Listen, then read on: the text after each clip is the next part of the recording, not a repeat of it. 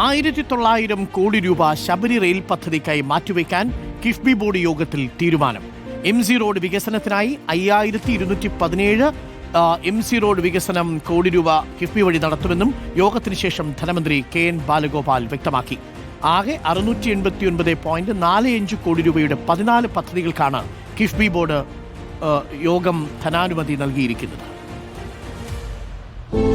മുഖ്യമന്ത്രിയുടെ അധ്യക്ഷതയിൽ ചേർന്ന 56ാമത് കിഫ്ബി ബോർഡ് യോഗത്തിലാണ് ശബരി റെയിൽപാതയുമായി ബന്ധപ്പെട്ട നിർണായക തീരുമാനമുണ്ടായത്. 1900 കോടി രൂപ ശബരി റെയിൽവേ പദ്ധതിക്കായി നീക്കിവെച്ചു. പദ്ധതിക്കായി പ്രത്യേകം ഇനി ധനാനുമതിയുടെ ആവശ്യമില്ലെന്നും ഭൂമി ഏറ്റെടുക്കൽ നടപടിയുമായി മുന്നോട്ടു പോകാൻ കിഫ്ബി സിഇഒയെ ചുമതലപ്പെടുത്തിയെന്നും ധനമന്ത്രി KN ബാലഗോപാൽ.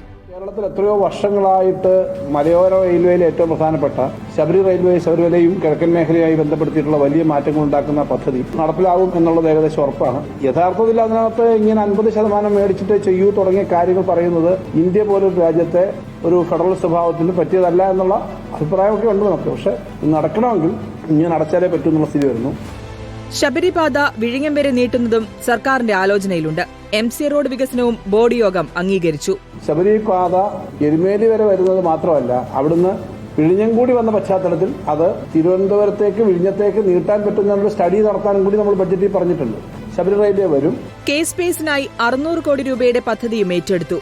ഇതുവരെയായി 38,608 കോടി രൂപയാണ് കിഫ്ബി പദ്ധതികൾക്കായി ചെലവഴിച്ചത്. റിപ്പോർട്ടർ, തിരുവനന്തപുരം.